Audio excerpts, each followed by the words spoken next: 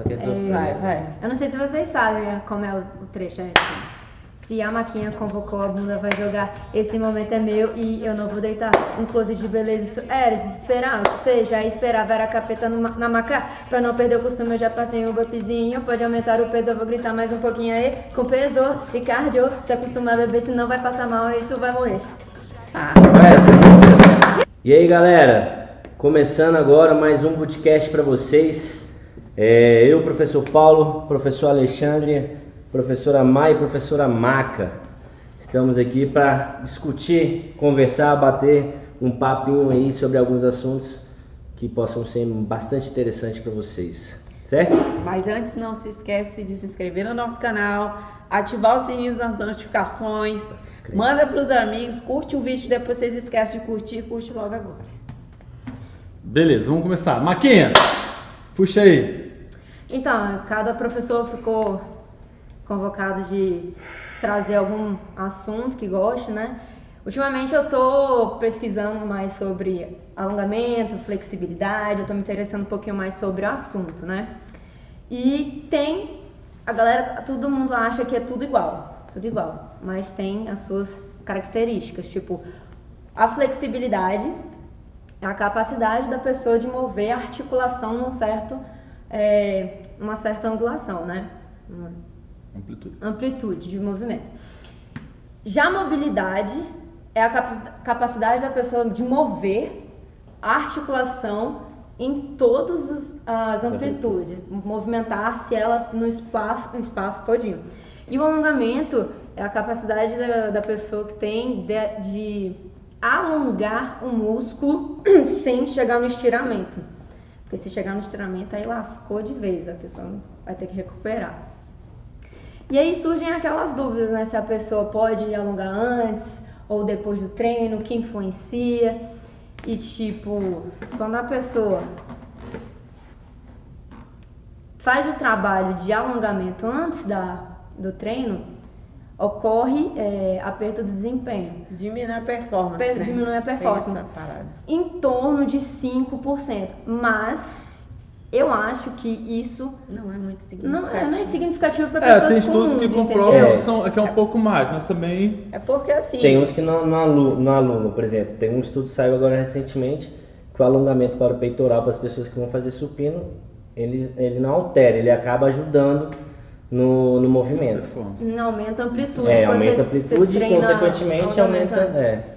Só que, tipo assim, pra gente, meros mortais, o que é 5% na perda de força, entendeu? Se a pessoa só tem aquele horário de dia, a pessoa só tem aquela 1 hora pra se exercitar, ela não tem mais nenhum tempo no dia dela. E ela quer fazer o alongamento antes, ela gosta ou fazendo depois. Não, porque se a gente falar tem que fazer um alongamento em outro horário, ela que é o mais recomendado, fazer. Não vai fazer. Então é mais importante priorizar fazer durante a sessão de treino, para ela aprender, porque a flexibilidade, o alongamento é a chave da prevenção das lesões. Quanto mais alongado, flexível você for, melhor vai ser, menor o risco de lesões durante o treino também vai acontecer. Mas tem os exercícios físicos em si, a musculação ela auxilia no alongamento também. Por exemplo, o stiff, ele alonga pra caramba o posterior de coxa. Então, tem essa funcionalidade também dentro dos treinos de força. Você já consegue melhorar alongamentos treinando. Então, aplicando de forma prática, o alongamento ele se faz necessário antes de toda a sessão de treino? Ou ele é desnecessário, ou ele é opcional? Você pode fazer. Tem uns estudos dizendo que o aconselhável é fazer entre 3 a 5 vezes durante a semana. E que os melhores desempenhos são acima de 60 segundos, em torno de 3 alongamentos por grupamento muscular. Então, não quer dizer que todo treino você vai fazer. O importante é você ter essa frequência durante a semana. Se você consegue só 2 vezes, faça só 2 vezes. Porque vai ter um efeito crônico, um efeito duradouro que vai aumentar no futuro a hipertrofia, a força, a capacidade de você suportar a amplitude do movimento. Porque se você for fazer apenas uma vez no treino, uma semana, de forma irregular, você vai ter um efeito efeito agudo de 1 a 2 horas, que vai ajudar também no treino, mas é efeito agudo. Depois ele vai sumir, você volta a sua musculatura, porque a musculatura ela tem uma complacência muscular, a capacidade dela ir e de voltar. Então, depois de 1 a 2 horas, ela já volta na capacidade anterior, a estaca 0. Se você continuar fazendo regularmente, esse efeito dela ter mais capacidade de alongamento vai ser maior. Tá, mas aí a gente tá falando sobre a necessidade de fazer. Sim. Eu tô colocando a necessidade de ser antes do treino, se é necessário, se é opcional ou se é desnecessário antes do treino.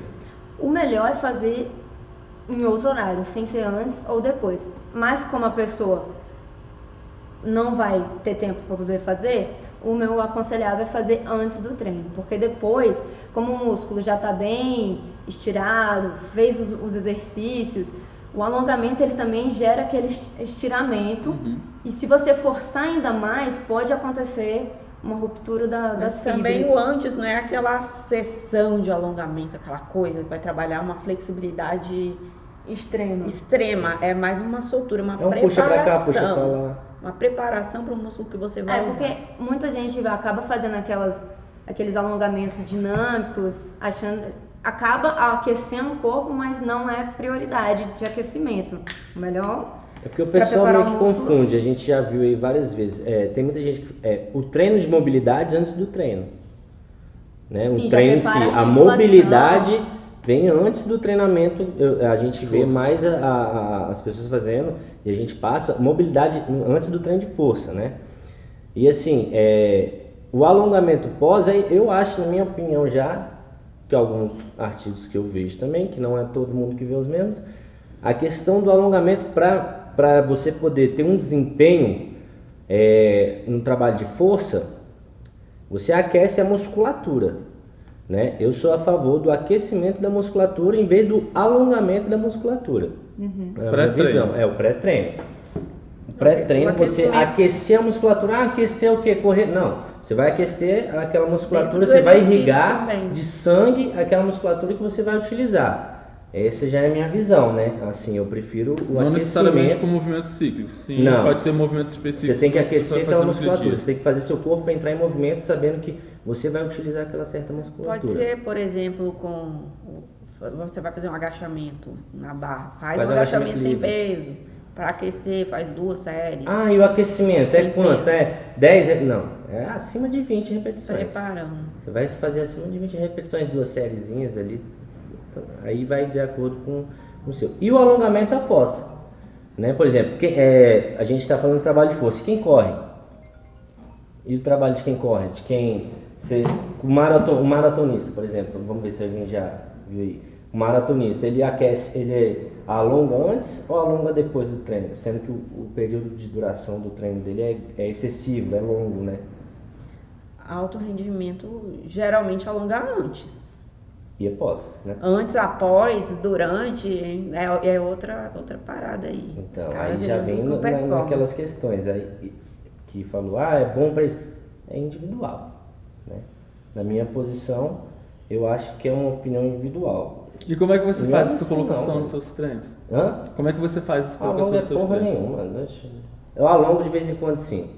Mas eu costumo não fazer muito alongamento. Isso daí é fato. Mas eu trabalho alguns exercícios que durante o treinamento vocês utilizam amplitude, utilizam mais mobilidade e a amplitude do movimento do que o alongamento. Enfim. Mas o alongamento de vez em quando eu... Porque pra mim, quando eu fazia... E eu já dei aula de alongamento. Também, eu dormia. Também, em cima da bola, assim, 45 segundos, que nem a Marca falou, para você ganhar um ganho de flexibilidade acima de 45 minutos, 45 segundos de cada movimento. Então você não vai ter como fazer aqui 45 segundos antes de um treinamento. Mas para você fazer flexibilidade, você tem que ultrapassar, você tem que extrapolar o limite do alongamento. O alongamento não, basta você... Porque tem... O limite da dor. Exatamente, tem estudos dizendo que quem chega até estou sentindo um alongamento e extrapolando para chegar na dor, a diferença é mínima. Então, é preferível você chegar até você sentir o alongamento do que extrapolar, porque chegando na dor é no teu limite mesmo, Mas chegando a chorar. Também trabalha com alongamento passivo, né? Porque daí é outra parada também. Outra pessoa te alongando, você vai muito mais além. Mas nos estudos que eu li, disseram que o estático é o que você faz realmente sozinho, tem muito mais efeitos, chega a cerca de 16% de melhora do que o dinâmico e o FNP. Mas o alongamento? O alongamento. Mas para você trabalhar a flexibilidade, como é que você vai trabalhar ela de forma passiva? Vai ser muito mais difícil. Não, mas aí você vai pagar do seu limite, é isso que ela tá botando. O seu limite da dor é aquele, ali você já vai estar fazendo um ganho de flexibilidade, você já ultrapassou o seu limite. Mas você já, o limite está aqui, você já ultrapassou o seu limite, mas você já está chegando no limite da dor, não precisa. O seu limite já está ali. Exatamente. Né? Então, e por quê? Eu vou muito na lógica disso aí. Por quê? Se uma pessoa te alongar, porque ela não vai estar te alongando todo dia.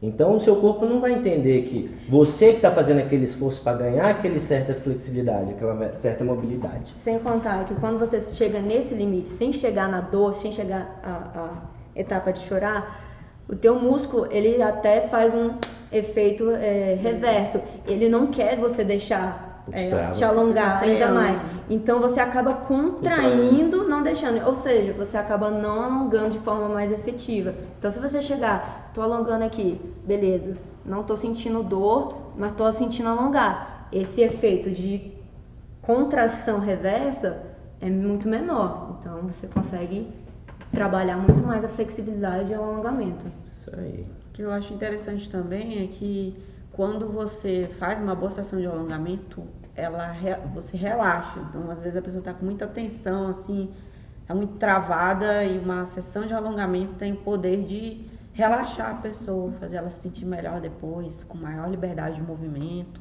Eu já fiz corrida de rua e triatlo, e já fui alongada por fisioterapeutas mesmo.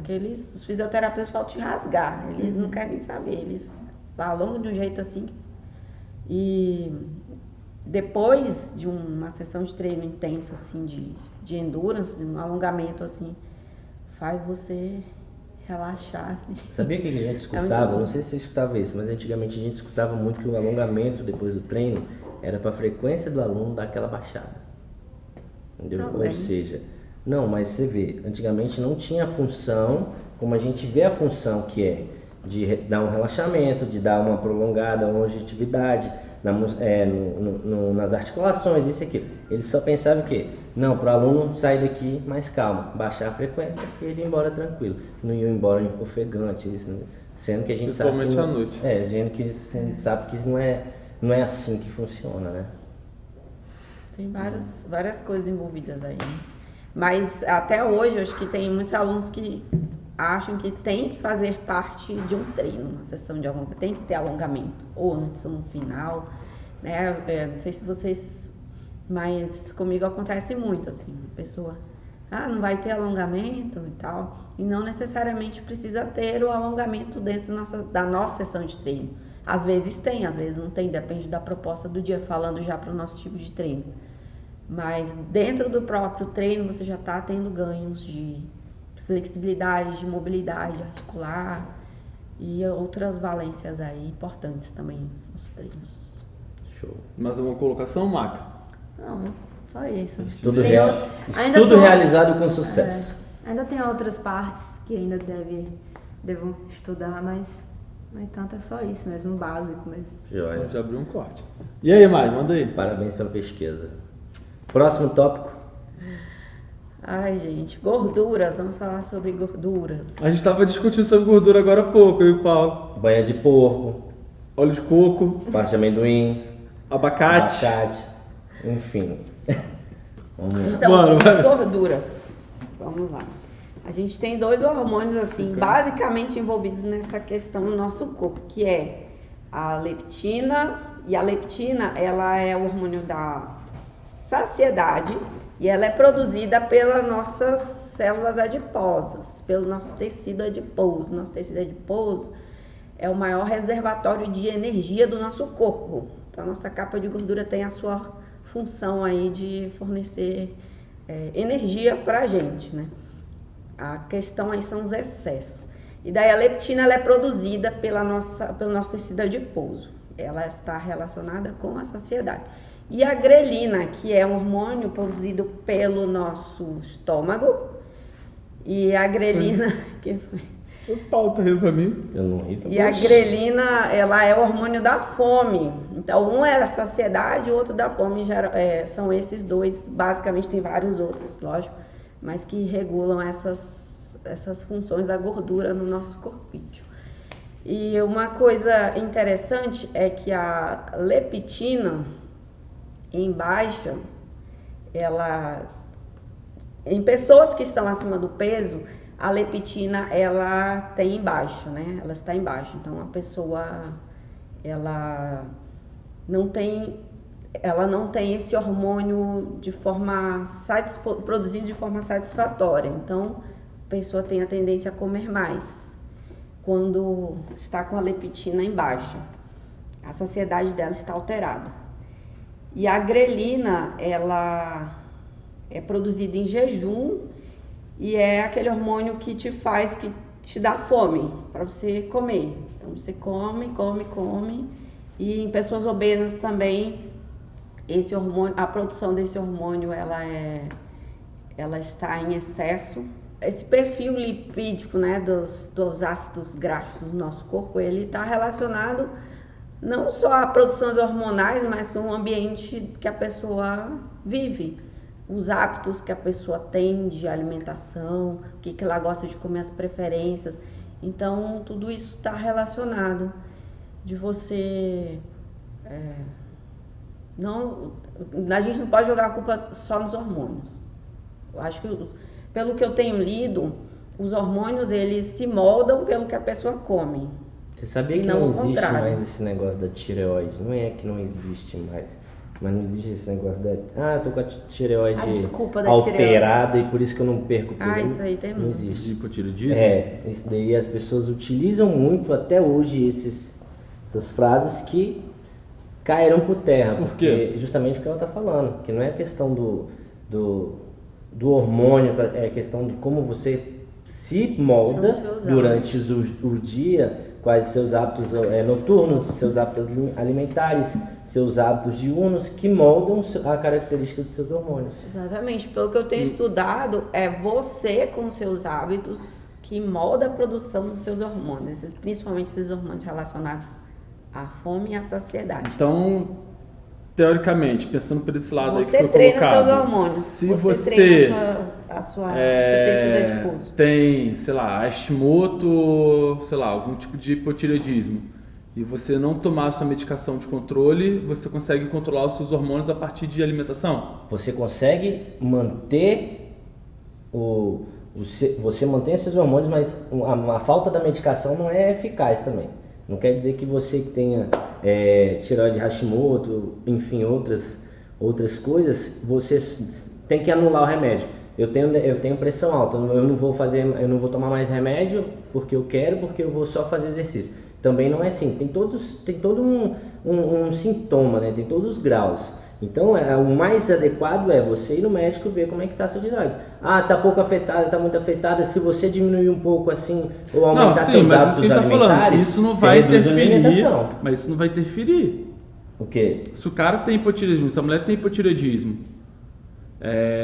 o consumo, o hábito alimentar dela, o hábito de alimentação dela, não vai influenciar de forma direta no Não processo. Vai acabar, mas ela vai fazer uma manutenção saudável. Não, sim, isso para tudo. Então, é isso que a gente entrou nessa questão. Que não é porque eu só tenho um hábito saudável, nesse exemplo da tireoide, que eu posso deixar de tomar um remédio que eu vou ficar bom. Não.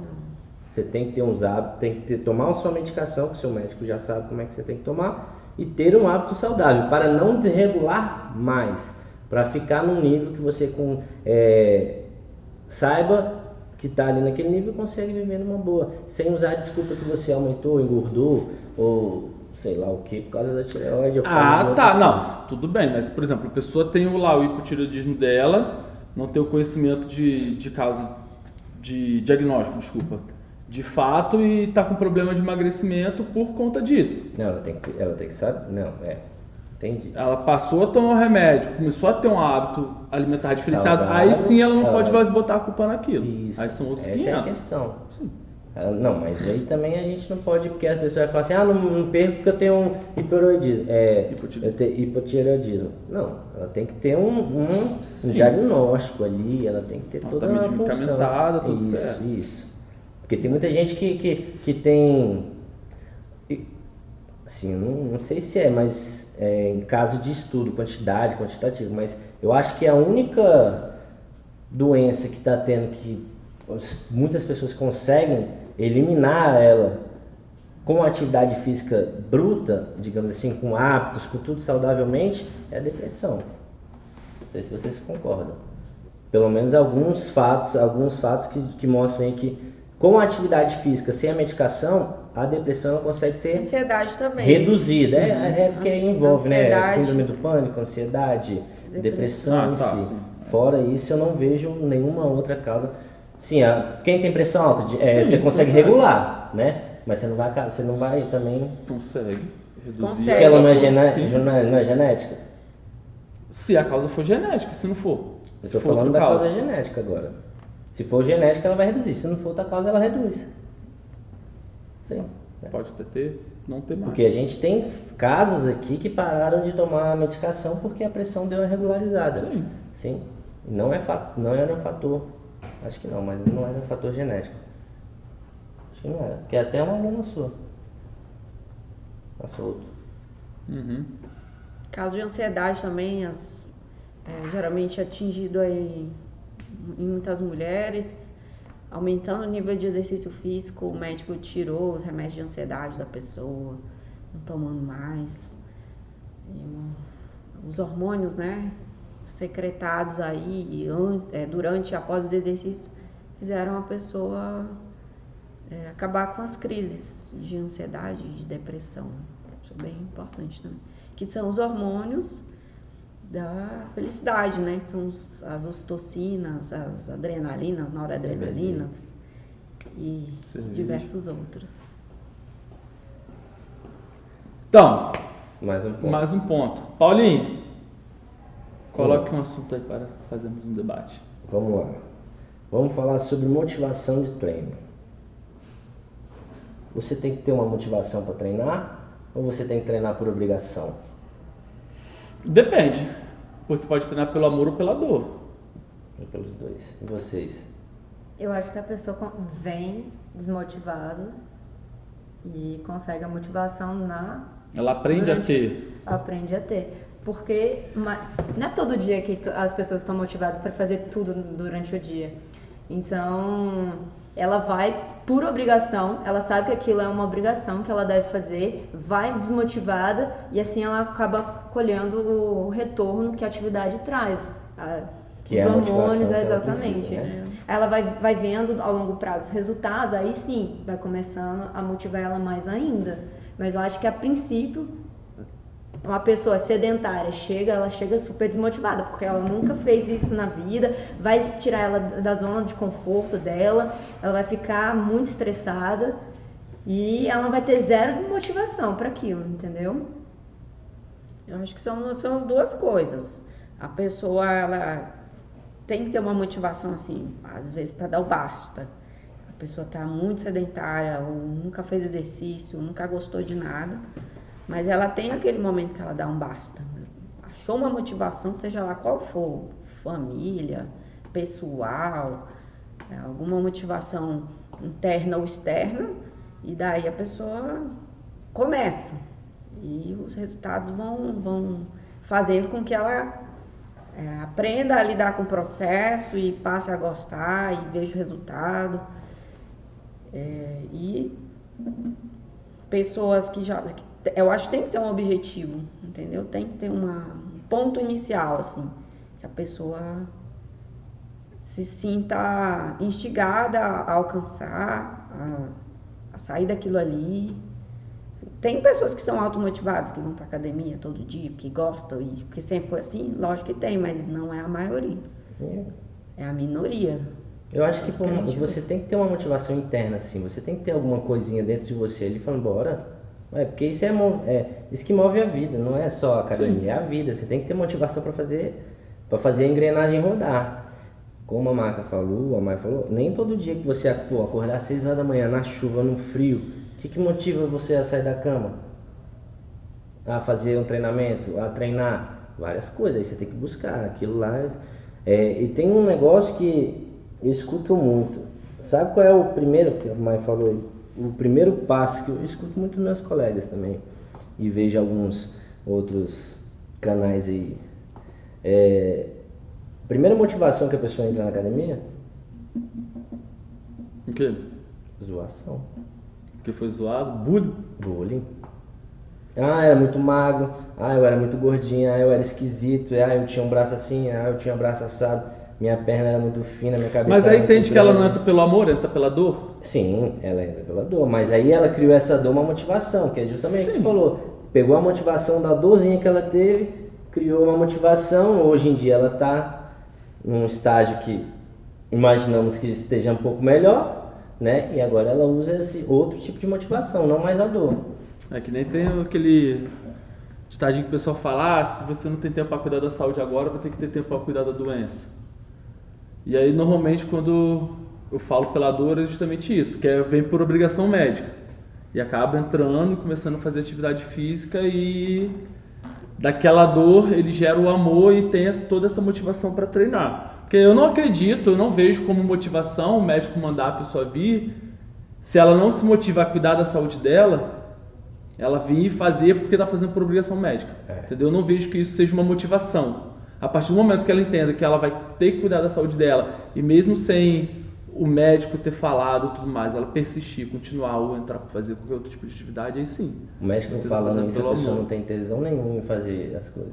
Então, vem pela dor. Eu venho porque o médico obrigou a fazer. E aí, a partir até- do momento que ela começa a fazer, a gente consegue virar essa chave e fazer a motivação pelo A dor amor. virar o amor. Exato. Tem até um estudo que eu li esses dias sobre longevidade, né? Pegando o gancho que o Alexandre está falando, que estudaram pessoas assim centenárias, próximas aos 100 anos, e como é que elas conseguiram chegar, pessoas saudáveis, como é que elas conseguiram chegar aos 100 anos, né, com saúde. E descobriu que essas pessoas até os 50 anos de idade, elas não tinham adquirido doenças tipo hipertensão, diabetes, essas doenças, elas não tinham adquirido nenhuma delas. E daí passaram, e eram pessoas ativas, elas se exercitavam, não tinham contraído nenhuma doença desse tipo até os 50 anos e passaram dos 50 se exercitando e equilibrando a alimentação e com hábitos ativos, se cuidando. E também pesquisaram pessoas 50 anos doentes, né? Então, essas pessoas, elas não tinham hábitos saudáveis, elas não faziam exercício, então elas tinham uma expectativa de vida muito menor por conta disso. E, logicamente, as longevas que faziam exercício, que equilibravam a alimentação, entendiam o quanto que isso era importante, chegando até os 100 anos de uma forma saudável, porque se a pessoa não faz exercício, ela está caminhando por uma velhice doente, para uma velhice de incapacidades, uma velhice sem preservar a sua própria autonomia, né? Isso aí é complicado. Então, vamos pegar o exemplo desse estudo e refletir. Qual tipo de idoso que você está caminhando para ser? O idoso inativo, incapaz, sem autonomia, aquele idoso que anda de andador. Até outro dia eu estava vendo uma pessoa andando no meio da rua de andador, uma senhora, uma velhinha. E daí eu fiquei pensando, esse é o tipo de idoso que eu não quero ser e que eu nunca vou ser. Porque, e se você não se cuida, se você não faz exercícios, não equilibra a sua alimentação, a longo prazo você está caminhando para uma inatividade, para uma falta de mobilidade, né? Digamos assim. Você conhece alguém de 100 anos? Já conheceu pessoalmente? Nunca. Já, Paulo? Eu já. Já? Nunca. O máximo que eu conheci foi 82, 85. É muito tempo, cara. Caralho, É 100 anos tempo não demais. tem pra quê? Não tem pra quê. Não tem pra quê? Manda uma Caralho, 100 cartinha lá, anos, velho. manda uma cartinha no WhatsApp lá e fala, ó, É só absurdo, até Jesus o- chama Mas uma coisa é você viver 100 anos doente, né? Acho que não chega, nem chega. Se chegar... Não, às vezes É, eu lembro, é, o cara às vezes falou é que ele você. tomava cerveja e comia É. porco. Por isso que eu tomo cerveja com porco. Morto ou vivo? Porco. Oi? Vivo ou O quê? morto? Porco. Morto. Ah, tá. Vivo das costas. Eu vi até um meme, minha mãe tava falando ali da longevidade, aí eu vi até um meme uma moça entrevistando uma mulher de 100 anos. O que tu fazia, né, pra poder chegar aos 100 anos? Ela falou, muito sexo. Então, Fica a dica. já entra no embalo aqui, Hashtag. do que o professor Alexandre vai falar, né? Eu não vou do falar sexo sobre e isso. atividade física. Pode? Não. Eu fiquei curiosa. Eu queria só Podcast levantar acabou, uma coisa. podcast? Não, eu vou falar do... Não, eu quero falar do TAF, que eu acho que tá vermelho, mais gente. importante. Sim. Já tô falando de longevidade, acho que pra Maca eu não sei se vai ser tão aplicável, talvez pro Paulo que é mais velho. Mas vocês veem diferença dentro da educação física de antigamente pra hoje em dia? Eu gosto, em vez de falar. Tipo, em relação a quê? A A longevidade? tudo. tal. Não, a tudo. A como a coisa acontecia antigamente e como tá acontecendo hoje. Eu ia falar isso antes. Você sabe que a expectativa mundial aumentou, né? A expectativa de vida. Aumentou. Não, não Porque as tô me pessoas estão referindo... aprendendo a Eu- se cuidar. Então eu acho que. Aí eu pego esse gancho. Eu acho que tá mudando um pouco. Eu acho que sim, porque... Porque antigamente era muito empirismo, hoje em dia a gente tem muito mais estudo, muito mais Tá, a conhecimento de informação causa pra tá melhor, poder então as pessoas fazer estão. o treinamento. Eu não sei, na época de você de faculdade, eu acho que eu tava no meio dessa Transição. Da infância. Não, da transição. troca. Eu acho que vocês tiveram bastante coisa relacionada ao esporte, à performance no esporte. Eu já entrei numa fase em que eu tava tendo muito do esporte já transicionando para o mundo fitness. Então eles já estavam introduzindo a qualidade de vida dentro do fitness, entendeu? E não a performance. Eu acho que teve essa bastante diferença que eu percebi dentro da minha faculdade. Até não sei mesmo na vocês. escola, na minha escola, a gente fazia...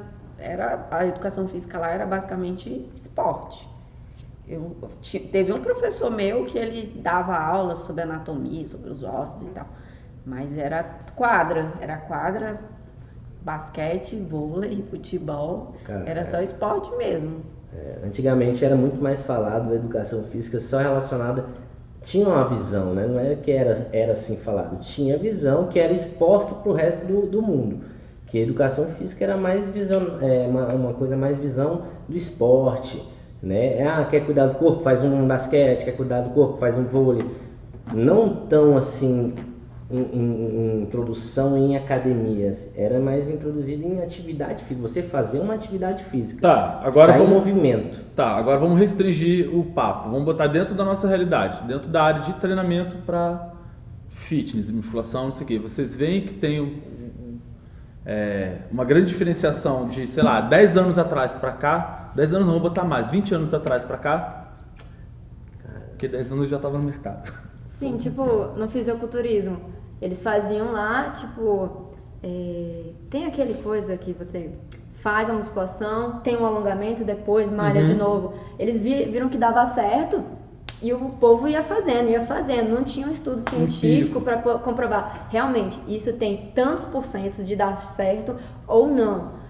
E... Era muito mais empirismo Exatamente. do que... Tem até a prova do Ronnie Ronnie Você vê ele hoje, ele tá, tipo assim, Debilitado. destruído por causa que dava certo, ele não sabia os componentes que utilizar e ele usou muitas coisas que iam a longo prazo. Cargas excessivas. Exatamente. Porque tinha naquela a ideia de que quanto mais carga, quanto mais volume, mais gigante você ia ficar. E hoje não, tem algumas... Pois é, esse é até um assunto bom da gente entrar depois em outro podcast, ou nesse, questão de volume de treino para intensidade de treino. Às vezes o pessoal não entende muito a questão de volume de treino e intensidade de treino. Acha que volume de treino vai ser a carga excessiva. Não, é uma situação totalmente diferente. Então essa questão de volume e intensidade é complicado. Por exemplo, Eu posso ter um volume de treino. Se eu tiver só 3 exercícios no meu treino, né, é um volume de treino? É um volume de treino. Pode ser intensidade? Intensidade alta.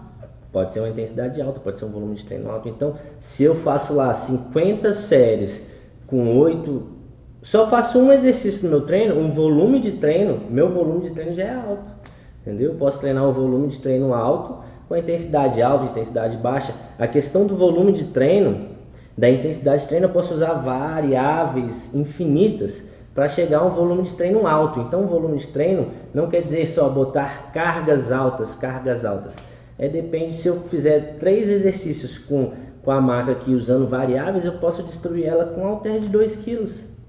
Que ela vai entrar num estágio de fadiga que ela não vai conseguir mais treinar. Ou seja, o volume de treino dela é aquele, a intensidade foi alta, acabou. Quantos exercícios? 3. Entendeu? Então a gente tem que ver, e essa questão do Ronnie Coleman que você entrou, que o Alexandre está falando de como era antigamente, a informação está chegando muito rápido e as pessoas estão replicando muito rápido. Então, eles não têm a noção de que aquilo não foi um estudo, às vezes aquilo não tem uma comprovação científica, mas foi eu vi o Arnold fazendo, vou fazer porque dá certo. Entendeu?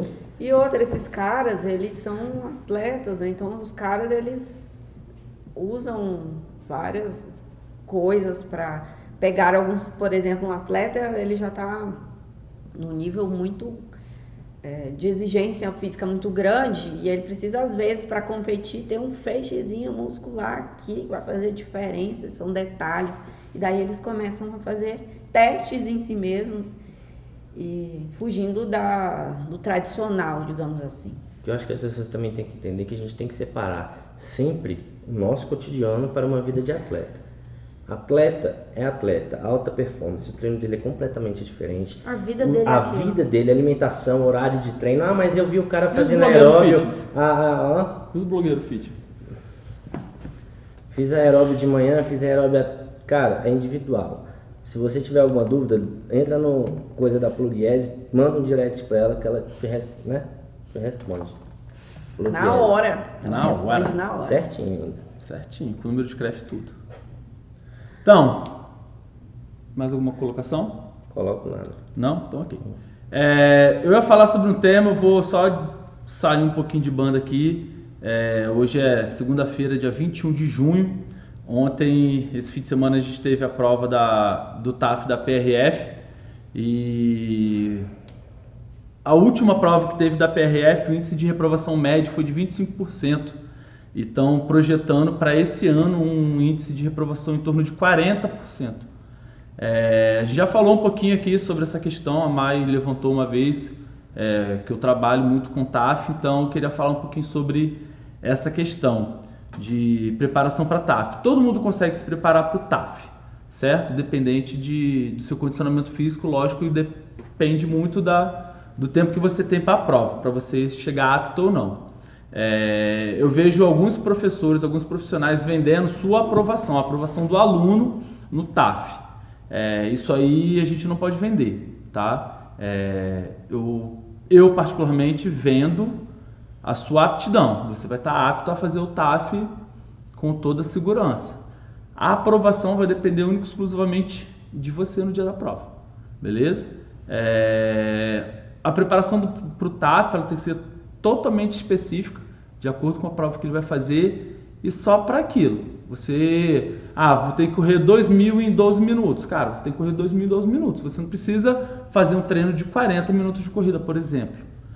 Então, assim, o conteúdo, a forma de abordagem para o TAF ela tem que ser totalmente diferente do treinamento convencional que a gente faz dentro do estúdio. A gente já teve alguns alunos aqui que tentaram treinar dentro do estúdio normal com a gente para fazer TAF e não iam conseguir. Então, eu queria abrir só esse parênteses aí para falar do TAF com relação a isso. Se você está estudando para algum concurso, vai fazer o TAF, se prepare com quem conhece do TAF. E de preferência junto com o estudo da prova, né, Alexandre? Não, sim, já começa antes, principalmente dependendo do tipo de TAF. A gente vai ter semana que vem, na outra semana. Bota a natação uma pessoa que nunca entrou na água, né? Exatamente, já aconteceu várias vezes. Eu tenho professores que amigos que já foram fiscais de prova e dele falar de ter natação, o cara cair na água, agarrar na raia e quase se afogar. Porque o cara simplesmente não sabia nadar. Então, pô, como é que tu vai se inscrever para uma prova que tem natação se você não sabe nadar? Então, assim, entenda o que vai acontecer, entenda, porque é o futuro. Né? Exatamente, é o seu futuro, é a sua carreira. Então, entregue na mão de quem entenda, treine, porque não adianta nada. Você ficar aí, 2, 3, 4 anos aí se dedicando a estudo, investindo grana nisso, e não quiser investir para poder treinar pro TAF, ou investir para poder treinar pro psicotécnico, ou qualquer outra coisa, cara, tu tá jogando sua carreira fora. Aí tu se matou 4, 3 anos de estudar e caiu no TAF por causa de uma barra ou qualquer outra coisa. É uma parte do concurso, é uma parte da progressão para você chegar até a sua carreira, que é igual a parte escrita, que é igual ao psicotécnico, é igual ao toxicológico, então é igual a todos os outros. Então você tem que se dedicar de forma ferrenha para poder conseguir garantir a sua vaga, para você não ter problema. Então é só fazendo esse parênteses aí para falar do TAF, que a gente está tem Polícia Federal, vai ter DPEM, vai ter Polícia Civil, provavelmente PM, Bombeiro, DF também. Então, se você está almejando alguma vaga dessa, alguma carreira dessa, já começa a se preparar de antemão. Então, vamos lá, o que mais? Vocês querem falar alguma coisa sobre o TAF? Maquinha, você? Eu queria perguntar como é que está o nível das pessoas, assim, na prova. Você viu a prova de ontem? Não, eu recebi alguns vídeos. Como é que está o nível, assim, está alto? E outra coisa, tem mínimo ou não fez, está eliminado? Não fez, está eliminado. Você tem um mínimo e aí você tem os somatórios. Aí vai depender de cada carreira, de cada prova, né? De cada concurso. Por exemplo, da Polícia Federal, que vai ser agora, dia 2 e dia 3 de julho, 3 e 4 de julho. Você tem um mínimo. Para você tem que fazer o mínimo em todos para passar. Você não pode fazer abaixo do mínimo. E você tem que ter um somatório final de 10 pontos. Então, são 4 provas. Corrida, barra, impulsão horizontal e natação. Aí eu vou falar do feminino, que é onde eu trabalho mais.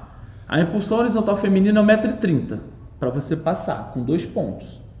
Abaixo disso você zera, está reprovado. A barra 15 segundos, a natação 1 minuto e 4 e a corrida 1.600 metros. 1 minuto então, assim, e 4, quantos metros? 50 metros. Então, se você fizer o mínimo em todas as provas, você ficou com 8 pontos, você está fora. Então, muita gente pensa assim, eu vou treinar para fazer o mínimo. Você não passa. O da PRF agora, se eu não me engano, você tinha que fazer uma média aritmética, que agora eu não vou lembrar quanto é. O da Polícia Civil do DF, acho que você tem que fazer 60% da pontuação máxima. Então, assim, cada concurso tem uma pontuação que vai variar, de acordo com o que eles fazem. E alguns concursos, esses nenhum deles tem, mas antigamente elas eram eliminatórias e classificatórias. Então, dependendo do percentual que você fizesse, do índice que você fizesse no TAF, você conseguia subir posições, né? Na posição do concurso.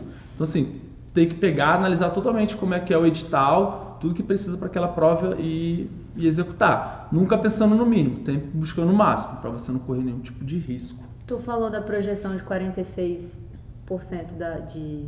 das pessoas de reprovação, mas por quê? Mudou algum exercício? Não, eu estava conversando com as meninas que estão fazendo, o que acontece? Parece, não sei, que tem muita gente que é de tribunal, muita gente que é de outras áreas administrativas que foram prestar concurso para essa prova da PRF em questão. E muita gente que só se preocupou em estudar, sem preparação física nenhuma. E o TAF da PRF estava mais puxadinho, em comparação da Polícia Federal, por exemplo. Então, estava um pouco mais puxadinho. Então, assim, a galera não se prepara. Se você buscar vídeos na internet, tu vê lá o cara do bombeiro, talvez São Paulo, fazendo barra ali, que se eu fosse fiscal, o cara não tinha feito nenhuma. E o cara passou. Como? Não sei, mas tu vê os outros que realmente, cara, não passa. Então tem que ter essa preparação. O nível é tão ruim que então, acho que vão dar uma... E cara, eu acho que se fosse antes, que nem estava programado, que foi adiando por causa da pandemia e tudo mais, as pessoas tiveram mais tempo de se preparar, ou ficaram com medo, vai ter, não vai ter, porque da PRF ela saiu, o TAF foi um mês depois. Nossa. Um mês e pouquinho depois. Foi muito justo, foi muito próximo. Da Polícia Federal também. Foi mais ou menos isso. Saiu o resultado, o TAF já vai ser agora. Então assim, quem não estava se preparando, quem meio que deixou de banda, a galera cai. Porque a galera não leva fé que isso vai reprovar. E reprova gente pra cacete. É o que mais reprova. E reprova gente pra cacete. A gente tá vendo aí. No vídeo que eu recebi, o bicho tá correndo e no meio da pista ele cai. Tu não tá aguentando mais. Aí tu fala, 3 anos estudando com a bunda na cadeira, não conseguia levantar 1 hora pra vir fazer um treino. Eu fico impressionada que a galera faz um planejamento de estudos, mas também não Não tá nem implementa pro outro. o TAF, o Exato, treinamento cara. Você como vai ter, estudo começou a também. estudar, começa a se preparar. Ah, mas se Os não dois passar, juntos. cara, tá caminhando junto? Exatamente. Se não, Você se tem não todo- passar, continua fazendo o que vai fazer o outro. Geralmente quem- Exato, mantém a vida ativa pra quando acontecer você vai estar pronto. Senão, bicho, aí tu vê lá, sua vaga indo embora porque você não treinou, não se dedicou, ou achou que o professor estava cobrando muito caro. Enfim. Pode Mas, ser que coisas que eles tenham acontecem. até. Não tenho fé que vão passar na prova escrita. E daí eles passam. Acho que é uma parada assim que rola também, né? Não, mas A é porque a gente pessoa tá falando, não, se a- você entrou no jogo, se propõe a fazer tudo. As Porque regras como é já que, tão pô, claras. vou fazer aqui a prova da Polícia Civil, mas não sei se vou passar. Aí você já tá dando um passo para trás. Porque você se Cara, mata. se você entrou, Você está Você tem que tá pensar por todo estudando o para processo. aquilo, você está estudando para passar. Você sabe que se você está estudando para passar. Se você passar, você sabe que você vai fazer vai o TAF. fazer o TAF. Simples. Se você sabe que você vai fazer o TAF, se prepara. Exato. Não um mês antes. Se Exato. prepara Eu, quando de fiz a acordo prova com da a secretária prova da escrita. criança, cara, eu vi pessoas chegando para fazer a prova, eu falava, velho, essa galera não viu que tinha TAF. Ou se inscreveu, não sei por Às quê. vezes o cara vê o gordinho lá, o gordinho se fala, porra, aquele não vai passar, o gordinho passa em tudo. Porque ele só é gordinho, mas ele se preparou para aquilo. Tem gordinho Né? assim. E passa. Você vê a PM, Tem, como é que é? Alexandre? Tem. Tem. Mas não é a maioria, mas tem. Tem.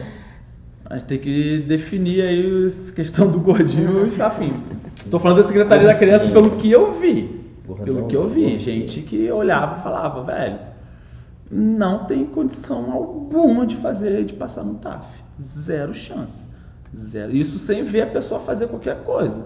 Era bater o olho e pode ser um preconceito. talvez, mas- Natação é um dos esportes mais difíceis que eu já vi na minha vida, assim. É muito difícil, porque você tem que ter técnica. pra Derruba fazer a galera isso. na natação. Se você...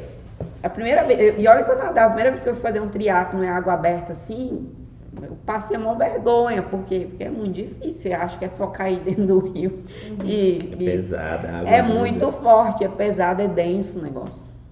E nem mais sem água aberta. Mas mesmo assim, natação é um Se negócio que a for, gente não você pode prova brincar. 100%. Não cai a Que galera. a gente não pode brincar, porque o negócio é muito técnico. E você tem que... Se você cair sem técnica, você vai se afogar, você vai afundar. O pessoal acha que é brincadeira. Então, o recado é esse. Se você almeja fazer alguma coisa desse tipo, treina. Porque senão Não vai. vai jogar fora a sua vaga. Joga fora sua vaga, seu dinheiro e tudo mais. Vamos lá. Faz aí sua despedida. Oi? Você que terminou, faz aí sua despedida. da Então, vou gente. finalizar. Então, galera, mais um episódio aí pra vocês.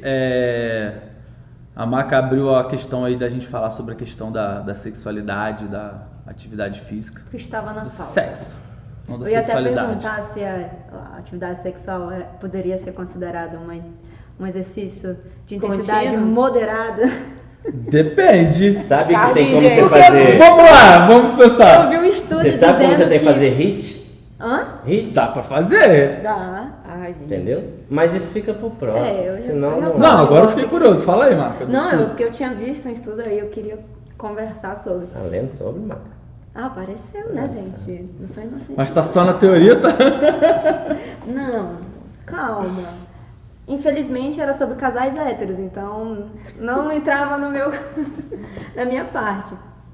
Mas eu vi que estava dizendo que se assemelhava a 30 minutos de caminhada na esteira com intensidade moderada. Mas se durar 15 30 Mas- minutos? Depende. 15 minutos, Não, mas calma, ah. 15 minutos de sexo equivale a 30 Isso. minutos de Ah, esteira. depende. Mas de que tipo de sexo? Se o cara fica lá Não. parado e se quem Tinha é o várias ativo? posições lá, papai. Ah, mamãe, entendi. tal. Exatamente. Eu ainda não li com profundidade, mas só li Entendi. os Tem resultados, tem entendeu? umas características. É, Vai virar gincana do relacionadas. Google.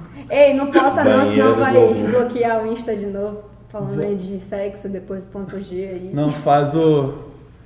Vai lá, papai e mamãe levantou 15 agachamentos. Bora agora. 4, vai. 15 agachamentos. Já tá de 4 apoios. Vai, pum. E vai embora. Elevação pélvica. Elevação pélvica. Não é. Swing. Sempre que eu passo eu penso. Swing, Enfim. né? Swing. Enfim. Vamos encerrando aqui mais um episódio do Bootcast. Comenta aí o que você achou. Comenta, elevação dá like, pélvica- segue os professores aqui, ó. Ativa a sineta. Tá o Instagram de todo mundo aqui, segue a gente lá, beleza? Ativa tudo aí e é nóis, até a próxima, galera. Fechou.